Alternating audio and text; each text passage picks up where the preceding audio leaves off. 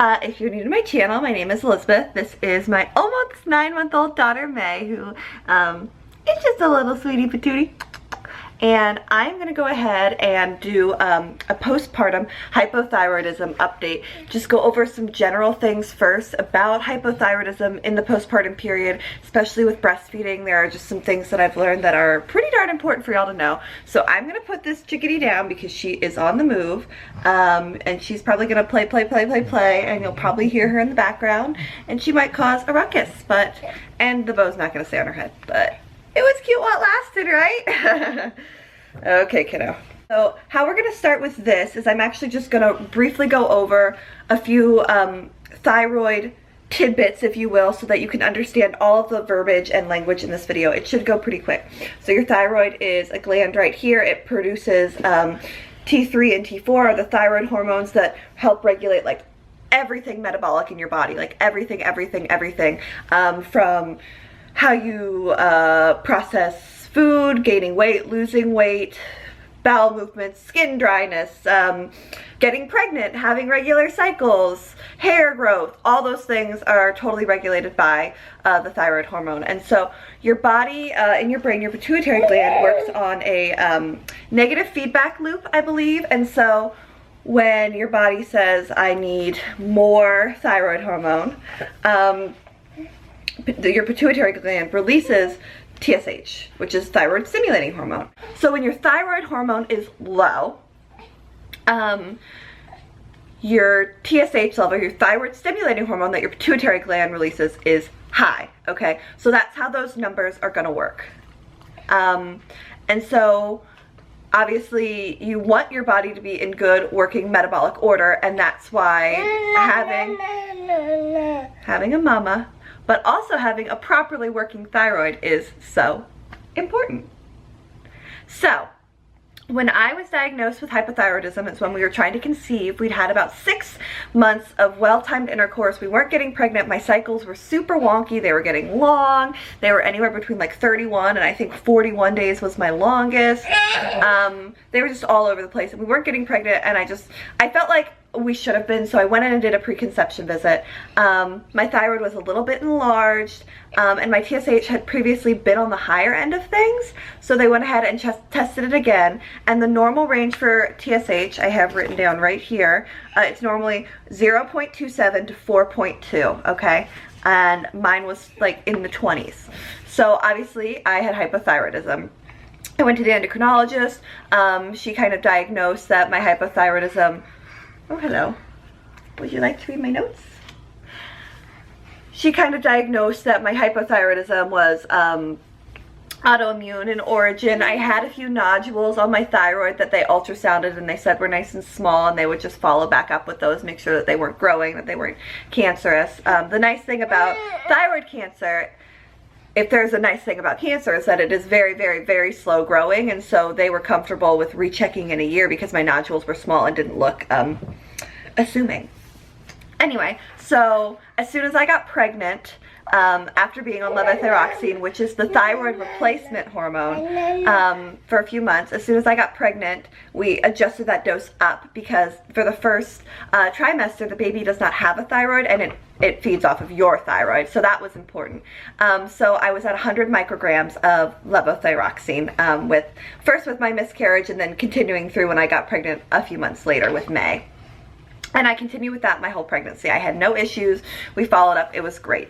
So after pregnancy, I went in on, so May was born on the 7th of May. And so 2 months later, on the 25th of July, I went in and had my TSH tested. And remember, the normal range is 0.27 to 4.2, and mine was 0.2. So mine was too low. I was actually having like drug-induced hyperthyroid, and I was having some symptoms associated with that I thought were like postpartum anxiety. I was getting palpitations, having a little bit of tremors sometimes too, and just like was feeling really anxious. My heart rate was really high, like in the 100s, resting, and that was from being hyperthyroid. So we actually went down on my medications, and now I'm taking 88 micrograms and doing much better with that.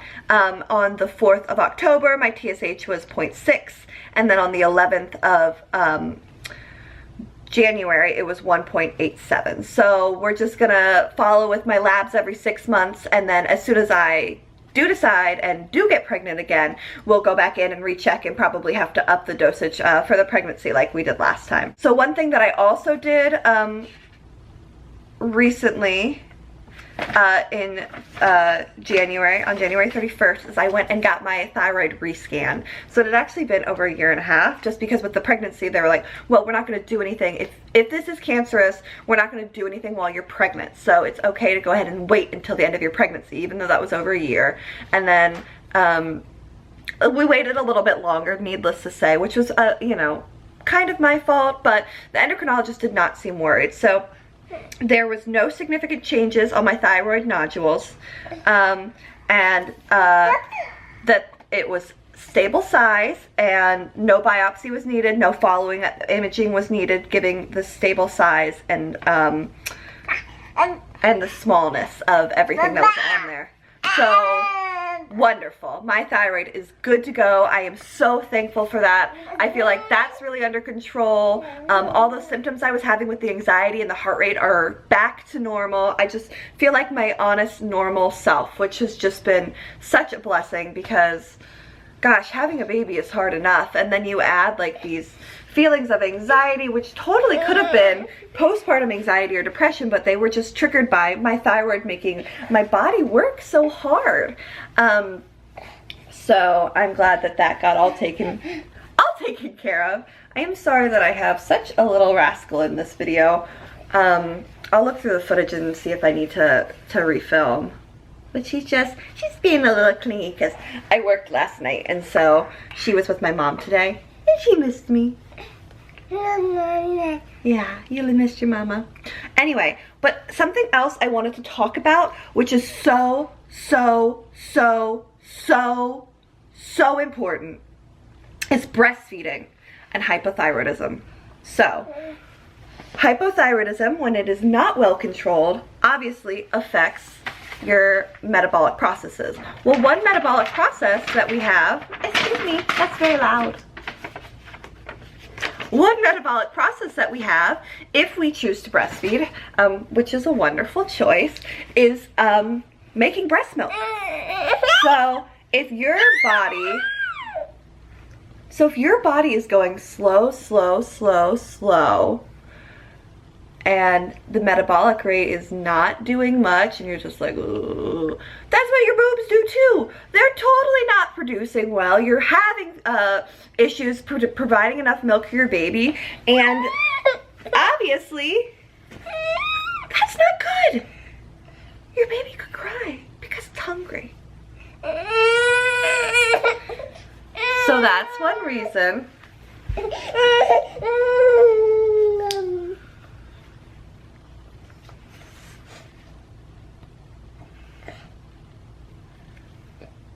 Breastfeeding break.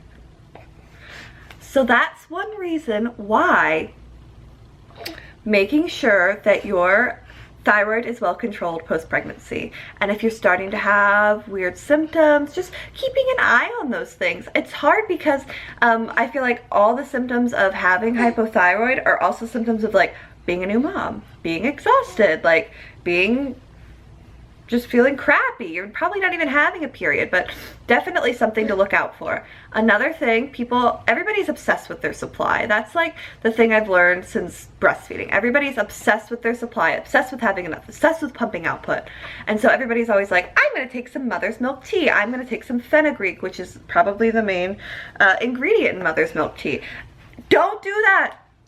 Don't do that without a lactation consultant who is board certified following up with you, because one, you need to know your medical history, but two, if you have hypothyroidism and you take fenugreek, it will mess with your T3 and T4 hormones and cause more of an issue.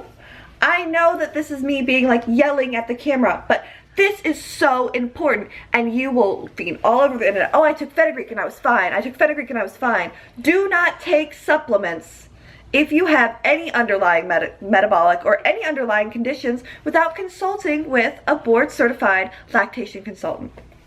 But do not take fenugreek if you have hypothyroid, because it will mess with your hormones and it will mess with your body. So thank you guys so much for watching. I hope that video was informative. I hope that there weren't certain individuals within the video who were a little bit distracting and maybe like kind of needy.